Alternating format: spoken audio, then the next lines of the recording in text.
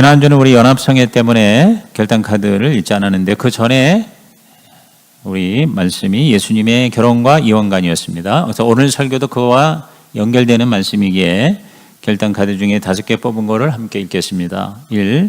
하나님이 합한 것을 사람이 나누지 못한다고 결혼식 때 주례해 주신 목사님의 말씀이 늘 생각납니다.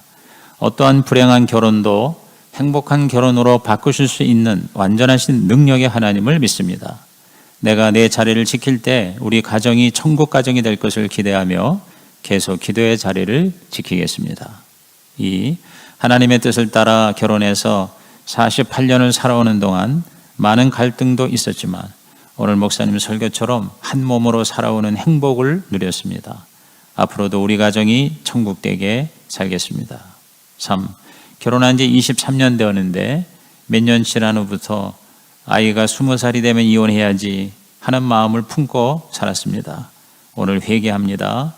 회복시키실 주님을 믿으며 살겠습니다. 제가 이거 너무 기뻤어요. 설교 한편으로 이혼하려는 마음이 사라졌다니 얼마나 감사합니까? 4. 저희는 정말 안 맞는 부부입니다. 늘 이혼하고 싶은 생각입니다.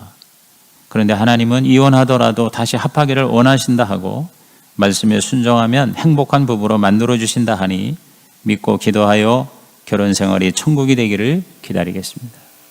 5. 자녀들의 결혼 정년기를 앞둔 부모로서 어떤 결혼을 하게 할지 큰 도움이 되는 말씀에 감사합니다.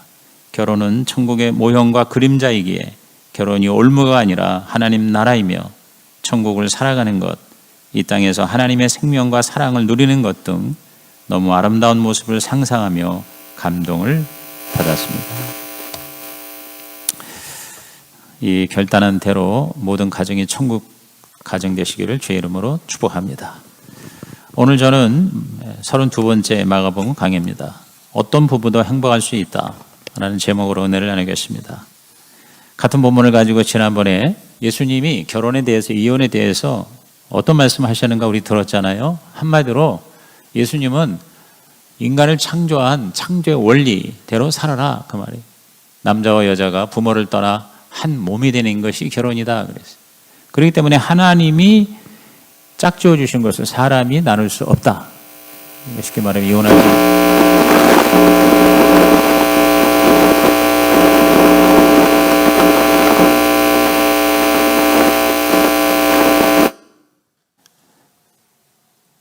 우리 여기 모니터를 지난번에 우리 하늘마음교회가 설치한 거 그대로죠?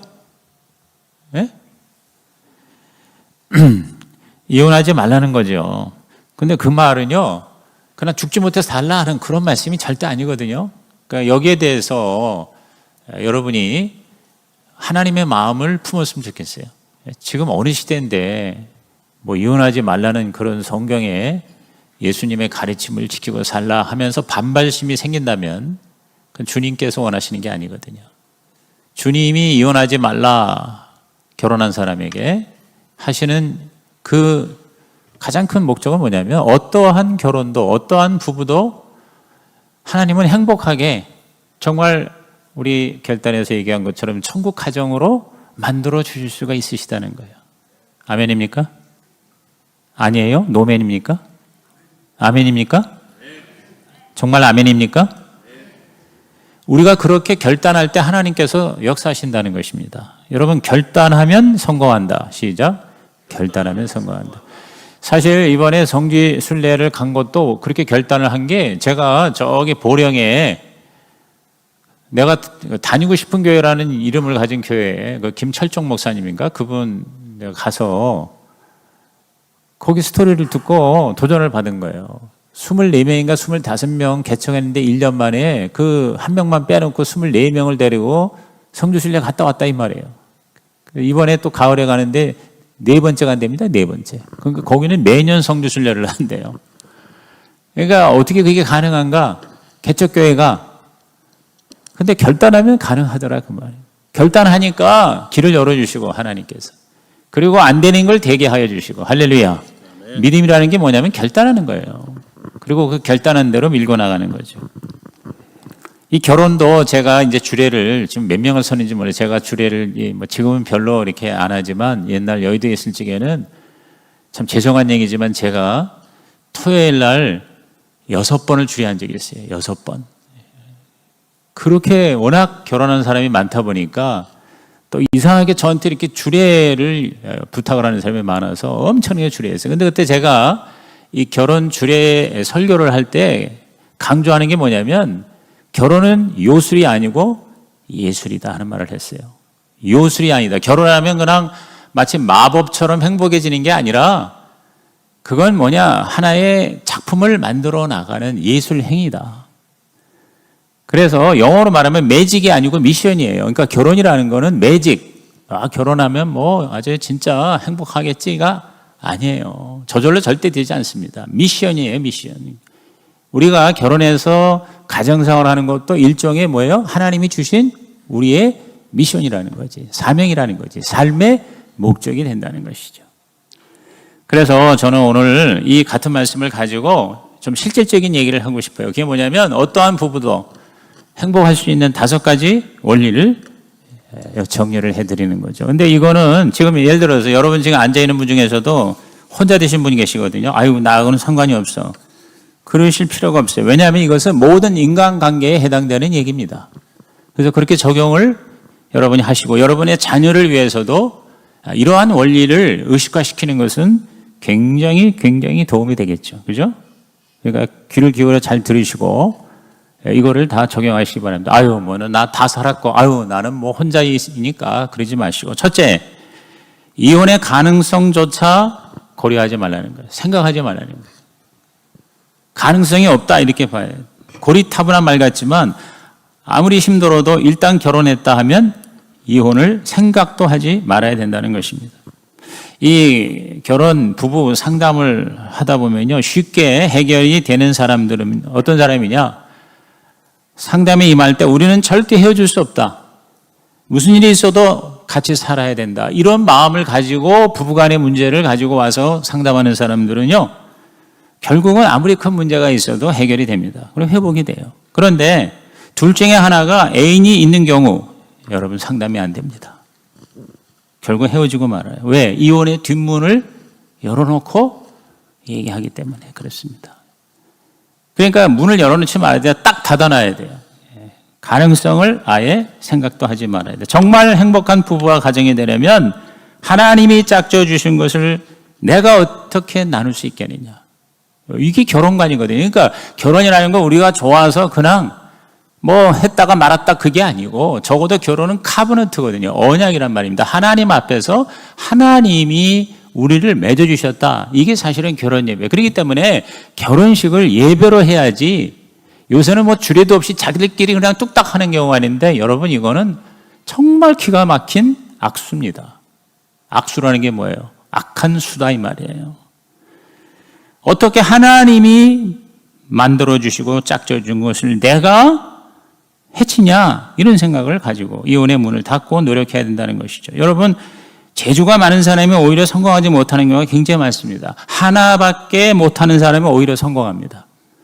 결혼도 죽으나 사나 이 남자 이 여자밖에 없다. 뭐 이 사람 현찮으면 다른 사람 만나지. 그런 능력이 충분히 있겠죠. 그런데 여러분 그것이 진정한 성공이 행복이 될 수가 없다는 것입니다. 쉬틀리면 웬만하면 헤어질 것을 생각하면 결국은요 그 가정은 천국을 누릴 수가 없는 것이죠. 제가 보니까 이 가정교회도 목사님들이 재주가 많은 사람들은 가정교회가 힘들어요. 이것저것 다 할 수 있는 사람이 가정교회 쉽지 않습니다. 왜? 이 힘든 가정교회를 하려니까 이거 아니라도 할 수 있는데 그런 경우가 있는 것 같아요. 그런데 그냥 가정교회밖에는 할 줄 모르는 사람이 가정교회를 잘하더라고요. 내가 가만히 보니까. 무슨 얘기인지 이해가 되시죠? 저와 여러분이 하나님을 믿는 것이 여러 옵션 중에 하나가 돼서는 안 됩니다. 절대적인 한 가지가 돼야 돼요. 아멘입니까? 하나님 믿어도 되고 안 돼도 되는 그런 믿음은요, 하나님이 억셉트 하지 않습니다. 하나님은 반드시 나를, 우리 가정을 행복하게 하신다. 하나님의 섭리와 능력을 믿어야 됩니다. 치유의 하나님, 회복의 하나님. 할 수 없지만 하나님은 하신다. 그래서 결혼이라는 거는 서로 부족하기 짝이 없는 두 사람을 마주보는 관계가 아니라 둘이 손을 잡고 서로 마주보는 게 아니라 주님을 바라보는 이 삼각형 구도가 돼야 돼요. 무슨 얘기인지 아시죠? 서로를 바라봐야 현찮은 것밖에 안 보입니다. 처음에 연애할 때야 모든 게 다 기가 막히게 좋죠. 이쁘고 아름답고 다 멋져 보이지만 1년만 살아보십시오. 서로 쳐다봐야 냄새밖에 안 나요. 우리는 서로 보는 관계가 아니라 마주보는 관계가 아니라 함께 한 방향을 바라보는 그 구도가 바로 이게 기독교적 결혼관이라는 거예요. 동의하십니까? 완전하신 하나님을 바라봐야 나의 불완전이 채워지는 것이지 불완전한 인간까지 쳐다봐야 더 열받는 일밖에 생기지가 않는다는 것이죠. 함께 하나님을 바라본다. 시작. 함께 하나님을 바라본다. 그러므로 여기 성경대로 바로 헤어지는 것이 결국 하나님 앞에 잘못이다 하는 이 말씀. 여기 그냥 문자 그대로 얘기하면 여기 오늘 읽은 11절 12절이 뭡니까? 아내를 버리고 다른 데 장가드는 자, 또 남편을 버리고 다른 데로 시집 가는 자, 이게 이혼이죠. 근데 그건 간음을 행함이라 이렇게 얘기했어요. 그러니까 여기에 대해서 하나님을 정말 의지하지 않은 자는 이 말을 받아들일 수가 없겠죠. 지금 같은 상황에서. 그러므로 우리가 이 말씀을 그대로 문자 그대로 성경대로 내가 절대 헤어지지 않고 절대 나는 이 하나님이 나에게 주신 내 배우자와 행복하게 살겠다고 하는 결단을 해야 돼요. 결단을 하면 성공을 하게 되는 것이다 이 말이에요. 두 번째 원리는 뭐냐? 서로 다른 성격을 감사해야 됩니다. 서로 다르다는 것을 감사하라는 것입니다. 하나님이 남자와 여자를 창조하시고 부부로 맺어주실 때는 서로의 약점을 보완하기 위해서 하신 거예요. 그러므로 우리는 서로 다른 이 성격이나 취향을 있는 그대로 받아들이고 서로의 그 다른 점을 통해서 약점을 보충해 주는 것이죠. 그런 것 같아요. 하나님은요, 사실 우리가 볼 때는 굉장히 나하고 너무 똑같으니까 결혼한다고 생각하지만 사실은 완전히 다른 사람이 만나는 거거든요. 그리고 본능적으로 예수를 안 믿는 사람이라도요, 나하고 다른 그것 때문에 결혼의 그 이유가 되는 거거든요. 소극적인 사람은 적극적인 배우자를 하나님 허락하셔서 보충해 주세요. 너무 씀씀이가 해픈 사람은 굉장히 절약을 하고 규모 있는 배우자를 만나게 해서 경제적인 어려움을 겪지 않게 하세요. 너무 바깥으로 놔두는 사람은 집만 하는 배우자와 짝을 지어서 삶의 밸런스를 맞추게 해 주시는 것이죠. 서로 다르다는 것은 문제가 아니라 축복이에요. 서로 다르다는 것은 문제가 아니라 축복입니다. 너무 달라서 흔히 그러잖아요. 성격 차이 때문에 이혼한다고 그러잖아요. 그런데 사실 그 다르다는 게 불편할 수는 있지만 그러나 그걸 불평이 아닌 감사와 축복으로 받아들일 때 오히려 우리는 온전해진다는 거죠. 그게 하나님의 디자인이에요. 하나님의 섭리예요. 그러므로 우리는 부부 사이의 이 문제를 불평거리가 아니라 감사거리와 기도거리로 삼을 때 부부 행복에 축복이 임하게 되는 것입니다. 우리 부부의 경우도요, 똑같고 비슷한 점이 있지만 다른 점이 더 많아요. 처음에는 마음이 맞고 또 성격도 맞는 것 같아서 말이 통하는 것 같아서 결혼했지만 그 연애할 때는 그렇게 말이 잘 통하는데 결혼하면서 그렇게 말이 안 통한다. 이게 저는 결혼의 신비라고 생각을 합니다. 그렇잖아요. 우리가 연애할 때는요, 그렇게 말이 잘 통해. 뭔 말을 해도 달콤해. 그리고 내가 아무렇게 얘기해도 그게 그렇게 좋은 거예요. 그런데 결혼하고 나서는요, 세상에 그렇게 달라질 수밖에 없어요. 그게 우리의 현실이에요. 저는 굉장히 이 태스크 오리엔테이션이 됐어요. 일 중심으로 되어 있는데 우리 아내는 굉장히 사람 중심입니다. people orientation 되어 있죠. 저는 사실은 굉장히 내성적인 사람입니다. 하나님께서 저를 쓰시니까 이렇게 앞에서 얘기하겠지. 저는요, 대학 다닐 때만 해도 이렇게 몇 사람만 앞에 있는데 얘기를 하는 게 그렇게 힘들었어요. 그래가지고 우리 신입생 환영회를 하는데 한 몇십 명이 모였는데 돌아가면서 자기 소개하는데 시작하는데 내가 한 20몇 번째인데 20몇 번째면서 계속 세는 거예요. 나한테 돌아오는 그 말이 그냥 계속 떨려가지고. 제가 이 대학부 예배 때 헌금기도 1학년 말인가 헌금기도 2달 전에 통보를 합니다. 당시 헌금기도니까 준비하세요. 2달 동안요 제가 잠을 못 잤어요. 이렇게 일종의 대인 공포증 환자 같은 저였었어요. 근데 하나님이 저를요 대학부 때 2학년 때 총무하고 3학년 때 회장하고, 그때 이제 제가 총무할 때 우리 김미랑 자매가 부회계하고 내가 회장할 때 회계하고 동거래하다가 정이 든 거예요, 사실은. 그런데 그렇게 하나님께서 그 당시에 한 300명 정도의 대학부 학생이 있었는데, 그때는 총무와 회장이 다 사회보고 어떤 때는 그냥 설교 비슷한 것도 해야 됐어요. 왜냐하면 우리 담당 교육자가 없었어요. 그냥 다 우리들이 알아서 했었어야 됐어요. 그러다 보니까 뭐 매주마다 앞에 나와서 인도하고 또 사회 보고, 그 다음에 제가 4학년 때 1학년 애들을 가르쳤는데 한 20-30명이 이제 성경 공부를 제가 가르쳤거든요. 이제 내비게이터 제가 훈련받아가지고 너무너무 우리 교회에 성경 공부가 없는 게 제가 너무 이게 기가 막혀서 배우니까 이렇게 좋은 거예요. 그래가지고 애들을 가르쳤는데 나중에 한 120명 되더라고요. 그래서 이제 제가 교회에서 연구소 세울 때 이용훈 목사님하고 저하고 둘이 픽업을 한 거예요. 그래서 1978년도부터 제가 여의도 순복음교회 교육연구소의 실장으로 일을 하게 된 겁니다. 뭐 오늘 처음 얘기하는 것 같은데 무슨 얘기하려고 이 얘기했냐면, 내가 그렇게 내성적인 사람이에요. 근데 우리 아내는 굉장히 외향적인 사람입니다. 저는 굉장히 이렇게 책을 읽고 공부하고 하는 이런 학구적인데, 우리 아내는 사람 만나서 얘기하는 걸 이렇게 좋아합니다. 나는 혼자 있는 게 좋은데. 저는 아침에 일어나는 아침형인데 우리 아내는 올빼미형이고요. 저는 더위를 굉장히 못 참아요. 그래서 밤에 잘 때 같은 침대에서 자지만 아내는 이불 덮고 나는 안 덮고. 왜냐하면 나는 밤에 더우면 잠을 못 자는데 우리 아내는 추우면 잠을 못 잡니다. 얼마나 달라요. 그러니까 성경에 분방하지 말라고 그래서 한 방에 살지. 잠자는 온도가 다르니까 저는 창문을 좀 열어놓고 자거든요.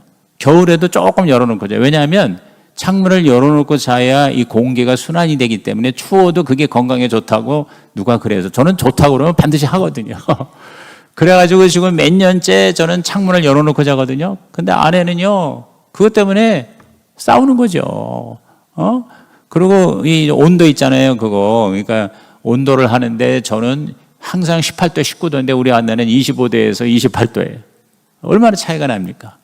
그래도 성경대로 살려고 분방하지 않고 같이 한 방에서 한 침대에서 자는데 이게 다른 거예요.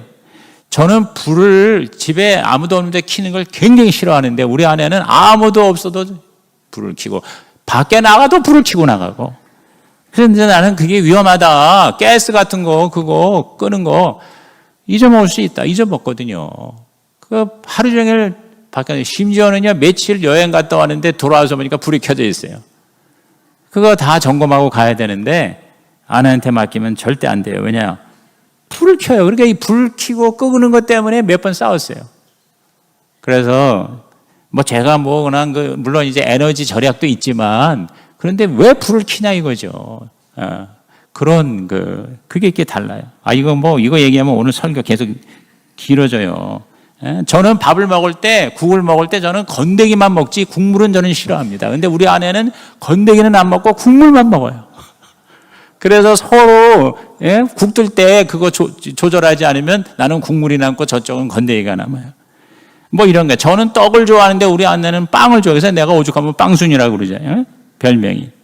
이런 식으로 여러분 다른 게 한두 가지가 아니에요. 그럼에도 저는 지난 44년, 올해가 44주년인데 12월 20일이 한 몸이 돼서 잘 살고 있습니다. 연애까지 합하면 저는 48년째입니다. 수없이 싸우지만 저는 저와 아내는 이혼할까 보다 라는 말을 한 번도 한 적이 없습니다. 우리 아내는 가끔 그런 얘기를 했어요. 막 이렇게 하다 보면은 당신은 혼자 살아야 되겠다고. 그런 정도 말을 했지만 이혼하자 버릴까 보다 그냥 이런 말을 한 적이 없다는 거죠. 주님의 은혜지 뭐. 그죠? 예수님이 우리 결혼 생활에 중매자가 되시고 주례자가 되셨기 때문에 의견이 틀리고 서로 주장하다가 열도 받고 화를 내지만 근본적인 관계는 그리스도와 우리가 한 몸이듯 부부도 한 몸이 되기 때문에 찢어질 수가 없다는 거죠. 아내는 순종하라고 그랬고 남편은 사랑하라고 그랬으니 그러면 되는 것이다. 그래서 저는 예수 믿는 게 얼마나 다행인지 부부를 지켜주는 것이 바로 예수 믿는 것이다. 동의하시면 아멘 하시기 바랍니다. 세 번째 원리는 뭐냐? 남자와 여자의 차이를 이해하라는 거예요. 남자와 여자의 차이를 이해하는. 그러니까 자, 개인적인 우리 부부 간의 특수한 상황에서의 차이뿐만 아니라 공통적이고 일반적인 차이가 있어요. 남자와 여자는 근본적으로 다르죠. 왜? 하나님이 그렇게 다르게 만드셨어요. 남자와 여자가 신체 구조가 얼마나 다릅니까? 근데 신체만 다른 게 아니에요. 이 심성과 인성과 인간성이요. 남자와 여자가 다 다르게 돼 있어요. DNA가 다르고요. 그 모든 지정의가 차이가 있어요. 그걸 인정하지 못하고 그저 나하고 같겠거니 이렇게 생각할 때 갈등과 충돌이 생기는 것입니다. 남자와 여자의 차이가 얼마나 다르다는 것을 가장 실감나게 정리해서 이미 오래전에 현대판 고전이 된 책이 바로 존 그레이 박사의 화성에서 온 남자, 금성에서 온 여자입니다. 저 책, 저게 거의 40년 된 책입니다. 제가 대학부 시절에 읽고 많이 도움이 됐어요. 그냥 제목 그대로입니다. 남자와 여자가 얼마나 다르냐면 남자는 화성인이고 여자는 금성인인데 결혼하는 건 지구에서 사는 거예요. 그러니까 전혀 다른 문화권에 있던 사람이 또 전혀 다른 문화권을 이제 이루면서 사는 것이다 이거죠. 이 책이요 150개국에서 번역되고 5천만 부 이상 팔린 책입니다. 이 그레이 박사가 수만 명을 상담을 해온 실제적인 본질적인 부부관계를 이야기하고 있는데 남녀관계 베스트 1위를 지금까지 40년간 지켜온 책입니다. 우리나라에서만 100만 부 이상 팔렸어요. 아직도 읽어보지 않았으면 한번 읽어보시면 좋을 것 같고요. 우리 자녀들에게도 한번 일독을 권합니다. 많이 좀 달라졌겠지만 그러나 근본적인 그 차이, 화성인과 금성인의 만남, 이게 결혼이고 지구라고 하는 또 다른 제3의 환경에서 사는 것이다. 그러니까 제목만 봐도 저 책이 주는 메시지가 뭔가를 이해할 수가 있으라고 생각을 합니다. 다른 언어, 다른 사고방식, 다른 존재, 이것을 하나님이 이렇게 만들었기 때문에 그걸 인정할 줄 알아야 행복한 부부관계가 될 수가 있다는 것입니다. 여기서 제가 잊을 수 없는 게요, 실제로 그런 것 같아요. 남자는요 무슨 문제가 있으면은요 말을 안 합니다. 여러분 남편 그렇지 않습니까? 여러분 남편이 문제가 있는데 막 말을 하고 그러는 사람은 그건 남자가 아닙니다.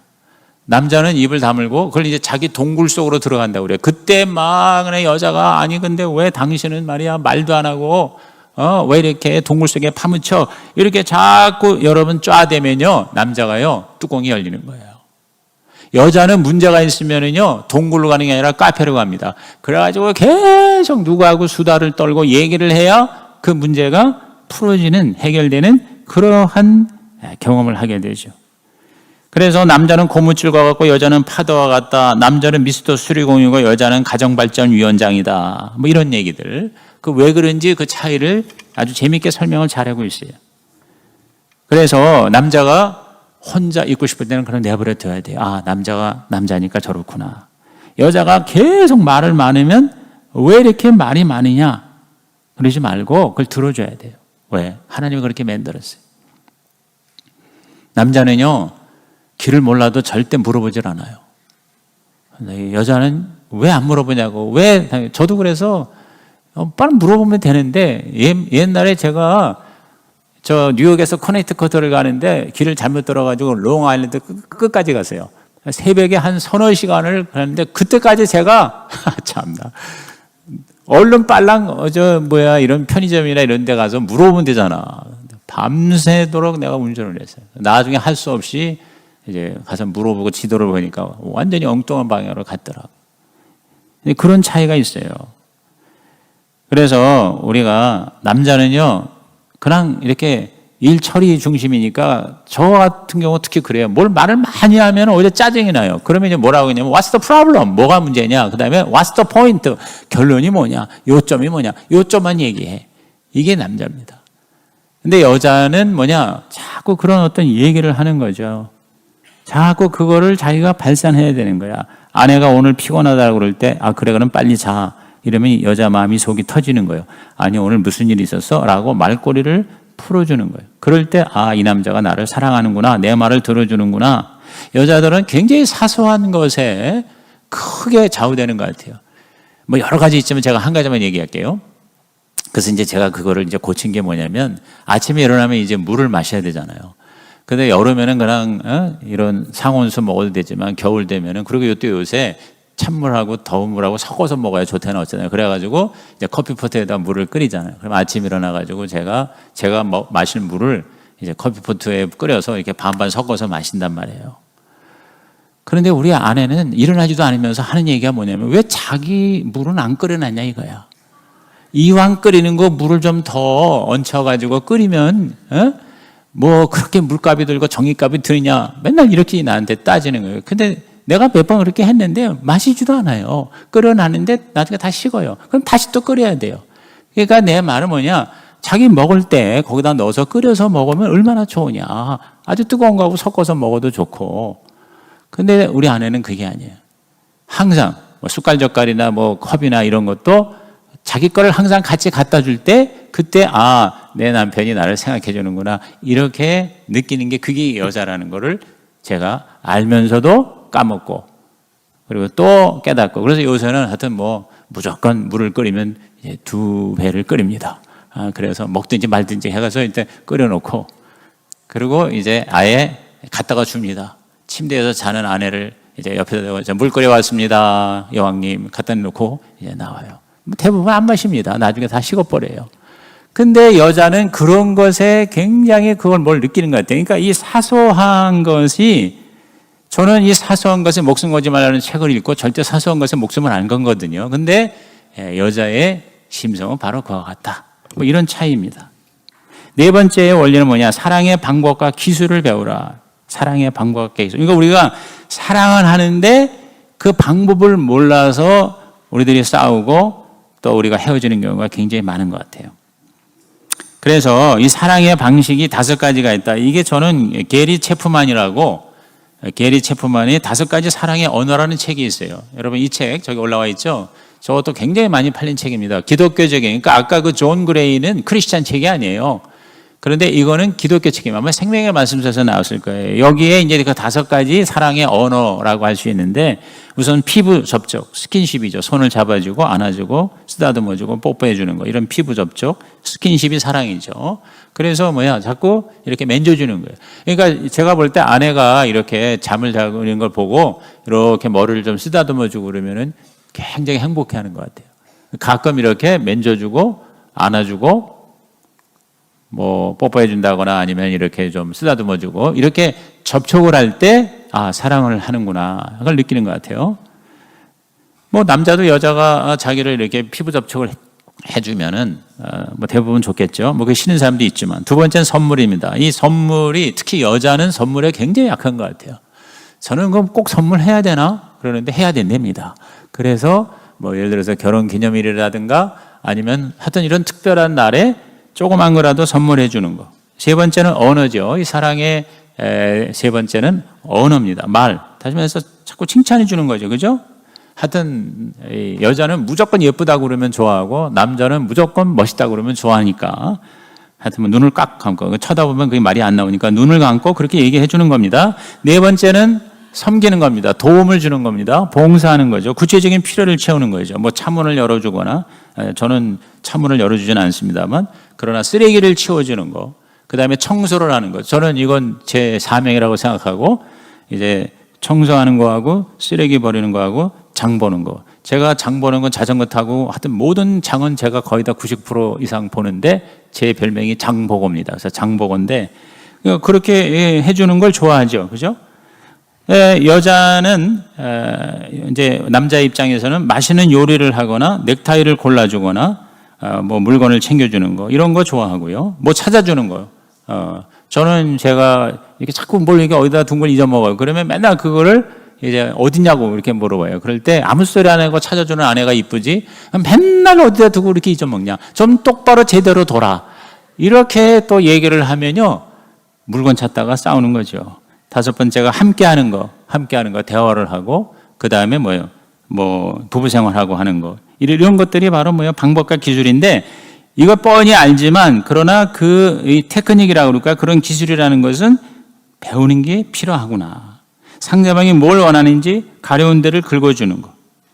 하여튼 남자는 제가 볼 때, 남자는 저는 3가지인 것 같아요. 여자가 칭찬해 주는 거, 인정해 주는 거, 그 다음에 2번째 맛있는 거 해주는 거, 음식 해주는 거, 그 다음에 3번째 남자가 사랑을 하고 싶은데 그 요구를 들어주는 거. 여러분 이것은 망고불변의 남자가 가장 원하는 바입니다. 근데 여자들이 이 3가지를 이해를 못하면은요 엉뚱한 짓을 하는 거예요.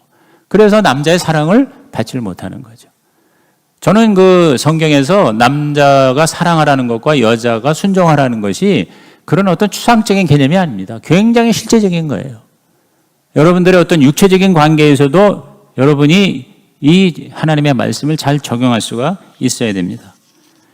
사랑한다, 이쁘다, 고맙다, 당신 때문에 내가 산다, 정말 내가 당신이 있어서 고맙다. 뭐 이런 말들이 아무것도 아닌 것 같아도 이런 아주 디테일한 그러한 방법론이 결국 뭡니까? 오랫동안 결혼 생활을 유지할 수 있는 거예요. 사실은 처음에 신혼 때에는 이런 거 없어도요 얼마든지 신나고 재밌어요. 그런데 그게 오래 못 가죠. 옛날에는 3년 간다고 그러는데 요새는 3개월도 안 간다고 그러지 않습니까?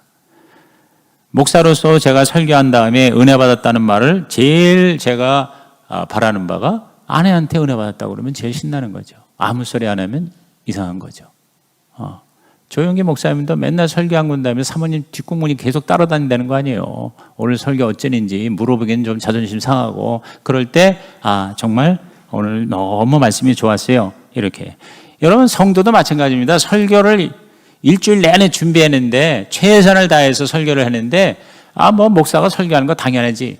이런 식으로 생각하고 설교한 거에 대해서 여러분이 피드백을 주지 않으면 목사는요 발전하기가 어려운 거예요. 끝나고 나서 은혜 받았습니다라든가 아니면 문자로라도 오늘 말씀에 뭐가 정말 좋았습니다. 제가 이 결단 카드를 쓰게 하는 이유가 어떤 면에서는 저 자신을 위한 것일 수도 있어요. 그리고 거듭 말하지만 여러분이 끝나고 나서 은혜 받았다는 말을 뭐 별로 잘 하지도 않지만 은혜 받았다는 말 하지 말고 뭐라고 하라고 그랬어요? 헌신하겠습니다. 순종하겠습니다. 헌신하겠습니다. 저한테 헌신하고 순종하라는 게 아니에요. 하나님에게 내가 헌신하겠습니다. 순종하겠습니다. 가정교회에서는 그렇게 인사하라고 캠페인이 벌어지고 있습니다. 따라합시다. 헌신하겠습니다. 순종하겠습니다. 말씀을 들었으면 하나님 말씀에 내가 결단하고 헌신하겠다. 그렇게 얘기를 하세요. 근데 그렇게 얘기하는데도 얘기하는 사람이 제가 볼 때 100에 한 두세 명밖에 안 되더라고요. 오늘 일베배자들은 100% 한번 이따 나갈 때 그렇게 얘기하시기 바라요. 헌신하겠습니다. 시작. 헌신하겠습니다. 부부, 우리 가정 행복하게 살겠습니다. 그렇게 여러분이 헌신하겠다는 얘기입니다. 그렇게 여러분이 좋은 얘기를 해주세요. 나쁜 얘기 하지 마세요. 제가 제일 뚜껑이 열리는 게 뭔지 아세요? 아내를 통해서 성도들의 원망과 불평을 들을 때입니다. 여러분 다 듣고 돌아오게 돼 있어요. 여러분이요 누구한테 한 얘기가 하나님이 아시고요 결국은 그게 필요하면 다 저한테 들어옵니다. 그러면 제가 어떤 때는 컨트롤을 잃어요. 물론 내가 혼자서 하나님 앞에서 그러는 거지만 그렇다고 내가 그 사람 가가지고 절대 얘기하지 않습니다. 하나님의 원리를 아니까. 그러나 그때가 가장 제가 힘들어요. 제가 여러분에게 얘기합니다. 여러분이 교회에 대해서 불만이 있습니까? 저한테 직접 와서 얘기하세요. 그러면 내가 그게 타당하면 내가 고치고 받아들이고요. 만약에 오해거나 타당하지 않으면 내가 바로 잡아줍니다. 당신 지금 헛소리 하는 겁니다. 당신 지금 잘못된 정보를 듣고 있는 겁니다. 김인기 목사님이요 그런 사람을 바퀴벌레라고 그랬어요. 그러니까 교회 내에서 음침하고 어두운 곳에서 만나가지고 계속 교회 얘기, 허투하는 얘기, 담임 목사 어쩌고 저쩌고 하는 얘기, 절대로 그런 사람 여러분 복을 받지 않습니다. 제가 여러분에게 협박하는 게 아니에요. 여러분을 위해서 하는 거예요. 그건 잘못된 거예요. 여러분이 정말 교회를 위한 거라면 첫째 기도하고요. 두 번째는 저한테 와서 어드바이스를 주시는 거예요. 그리고 여러분이 볼 때 뭐가 문제다 눈이 보이는 사람은 그걸 하라는 하나님의 콜링이라고 생각하셔야 돼요. 이 교회가 왜 이래? 여러분 그게 여러분 눈에 띈다 그러면 그거는 여러분이 그거를 해결하라고 하나님이 여러분에게 그렇게 보게 하신 거예요. 남이 못 보는 거를 보게 하신 거예요. 이건 그러니까 부부관계만이 아니라 제가 모든 관계에서 얘기하는 거 말씀드렸죠. 그래서 에릭 프롬의 사랑의 기술이라는 책 한번 읽어보시고, 제가 팀 켈러의 결혼을 말하다 The Meaning of Marriage라는 책이거든요. 이 책을 2년 전에 영성책방에 올렸습니다. 어제 제가 운동하면서 그 3편을 다시 다 들었어요. 제가 읽고 정리하고 녹음을 했는데도 불구하고 저한테 하나님의 주신 메시지가 너무 많더라고요. 제가 볼 땐 기독교적인 결혼관의 팀 켈러의 이 미닝 오브 메리지, 우리말로는 결혼을 말하다, 이 책만큼 좋은 책은 없습니다. 이 책은요, 부부가 같이 읽고 같이 미니 목장할 만한 책이에요. 그리고 자녀들하고 같이 읽으면서 결혼에 대해서 기독교적인 성경적인 관이 뭔가, 이거를 이것처럼 정말 현실적이고도, 그리고 우리의 삶의 모든 문화를 다 커버하면서도 이렇게 얘기하는 건 제가 볼 때 이 책밖에 없는 것 같아요. 마지막 5번째는 영원한 동역자가 되라. 시간이 많이 흘러서 이 얘기하면 보통 2시간 세미나 분량인데요, 최고의 부부의 끈은요, 미션이에요. 어떤 공동의 목표와 사명을 위해서 함께 일하고 동역하는 겁니다. 우리가 목자 목녀가 대개 부부가 좋아집니다. 그리고 가정이 복을 받습니다. 왜 그런지 아십니까? 동역하기 때문에 그렇습니다. 그래서 저는 여러분이 정말 행복한 가정이 되려면 다 목자 목녀 돼야 됩니다. 왜? 그게 예수의 제자가 되는 거니까. 우선 바쁘니까 싸울 시간이 없어요. 여러분, 목자 목녀 하면은요, 싸울 시간이 없어요.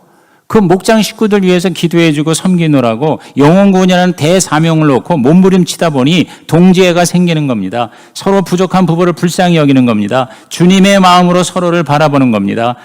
같은 목표와 방향과 사명이 있어요. 동역한다는 것은 최고의 축복입니다. 지난 우리 부흥회 때에 김재정 목사님이 부르심의 은총이라고 그랬잖아요. 부르심의 은총이에요.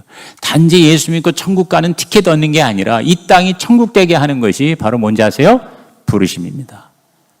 하나님이 여러분에게 뭘 하라고 부르시는 거예요. 근데 그거 막연한 얘기가 아니라 여러분이 무슨 종류의 삶을 살든지 간에 가장 좋은 거는 2-3명을 놓고라도 목자, 목녀를 하는 거예요. 그걸 제대로 하는 것이 저는 가장 가치 있다고 생각합니다. 저는 목자 목녀 하는 것이 하늘복, 땅의 복, 사람복, 천지인의 복을 받는 비결이라고 갈수록 확신이 있습니다. 제가 만약에 목사가 아니라면 저는 목자 하면서 평생을 살았으리라고 생각해요. 하버드 대학의 행복의 조건 70년 동안을 연구한 건데요, 조지 밸런트 박사가 인생 성장 보고서를 얘기할 때 7가지가 있으면 정말 행복한 부부다. 이게요, 수십만 명을 70년 동안을 한 거거든요. 첫째가 좋은 배우자, 둘째가 체중, 셋째가 금연, 넷째가 금주, 다섯째가 운동, 여섯째가 마음 관리, 7번째가 공부예요. 제가 가만히 보니까 저 7가지가요, 저한테 해당이 되더라고요. 그래서 우리 아내가 저한테 물어보면, 여보, 당신은 정말 행복한 사람이네. 내가 저걸 같이 나눴거든요. 근데 내가 무슨 얘기를 하는 거 아니? 첫째가 뭐예요? 좋은 배우자예요. 여러분이 좋은 배우자를 얻는 게 아니라 좋은 배우자가 되시기를 주님의 이름으로 축복합니다. 우리 마지막 결론을 읽겠습니다. 결혼은 하나님의 작품이다. 가정과 교회는 하나님의 신적 기관이다. 주님 안에서 결혼했다면 이혼은 불가다. 나의 사전에는 이혼이라는 단어가 없다. 1. 이혼의 가능성을 생각하지 말라. 2. 서로 다른 것에 감사하라. 3. 남녀의 차이를 이해하라. 4. 사랑의 방법을 배우라. 5. 영원한 동역자가 되라. 나를 위해 십자가에서 죽으신 주님을 생각하고 주가 하듯이 죽게 하듯이 배우자에게 한다면 아무리 맞지 않은 부부라도 행복한 가정이 될 수 있다. 주님, 나에게 좋은 짝을 주신 것을 감사합니다. 주님, 우리는 행복한 부부입니다. 우리 결단카드 꺼내시고요, 우리 잠깐 오늘 주신 말씀에서 하나님이 나에게 주신 음성을 적으시고 결단하고 기도 받으시기 바랍니다.